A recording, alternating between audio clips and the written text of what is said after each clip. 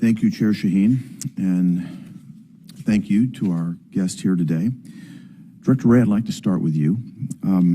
Senator Grassley and Chairman Comer subpoenaed an FBI document containing an allegation regarding a pay-to-play scheme between then Vice President Biden and a foreign national, and your response was due just a little bit earlier today. So my question is, has the FBI complied with the subpoena for this document? I believe we submitted a lengthy letter earlier today. A letter, but not the document that was the subject of the subpoena request? I can't speak to the specific document.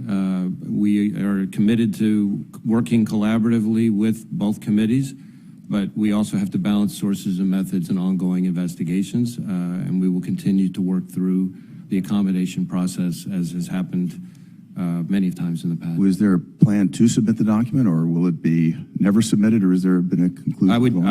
I would refer to the letter, which is, I think, quite detailed and kind of goes through a fair amount of discussion about our proposed approach to addressing the document. I do want to confirm, though, the document does exist, the FD 1023. I really can't get into the specifics here. I will tell you that we understand completely the importance of congressional oversight. That's important to me.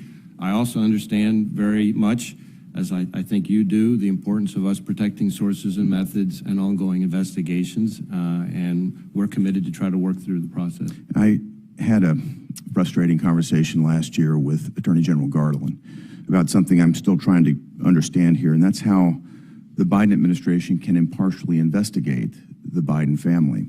So I want to come back to that with you, if I could, today, to get at it a little bit deeper. My first question is whether you or anybody else at the FBI has communicated with White House employees or with Attorney General Garland or with DOJ staff regarding investigations that pertain to President Biden or to any member of his family.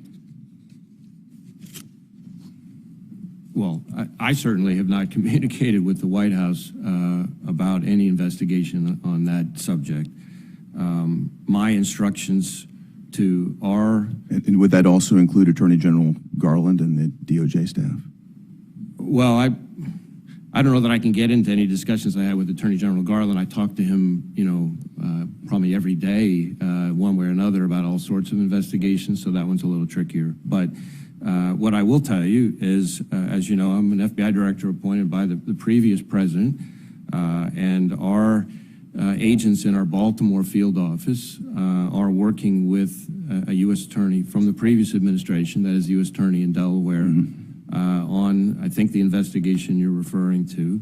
And my expectations of our agents on every investigation, which I communicate like a broken record, are that we're to follow the facts wherever they lead, to whomever they lead, no matter who likes it, no matter who it makes happy or unhappy. So would that Delaware U.S. attorney be the person then responsible for deciding about unlawful evidence of unlawful conduct by the president and about what to do with that evidence? Well, again, I don't want to engage in hypotheticals, but the Delaware U.S. attorney is leading, I think, the investigation that has been publicly disclosed that you're, I think, referring to.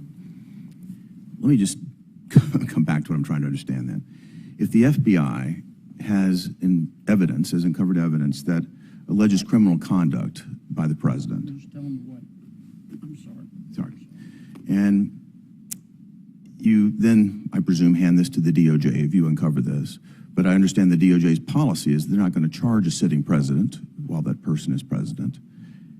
And the DOJ is not going to provide that information to Congress, not going to comply with subpoenas for documents. It feels to me like it's a dog chasing its tail. And the question is, if illegal conduct is alleged or uncovered, how does the Congress or the American public ever get that evidence?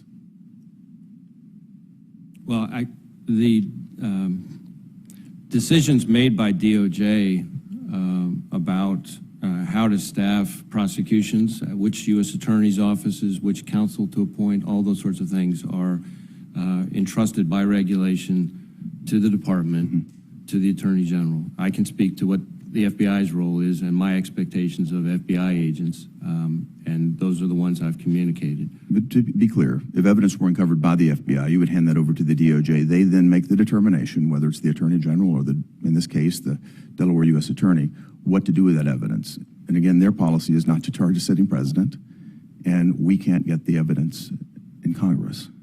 Is that correct? Decisions about who to charge, what to charge, those are decisions made by prosecutors at the Justice Department, including the U.S. Attorney in Delaware. And decisions about the Justice Department's communications about its decision-making are the Justice Department's decisions. I don't want to speak for them on that. We're right back at where we started without being able to clarify how we have an impartial investigation here, and I appreciate the opportunity to get some oversight. It's just very frustrating when we can't. Thank you. Thank you, Senator Hagerty.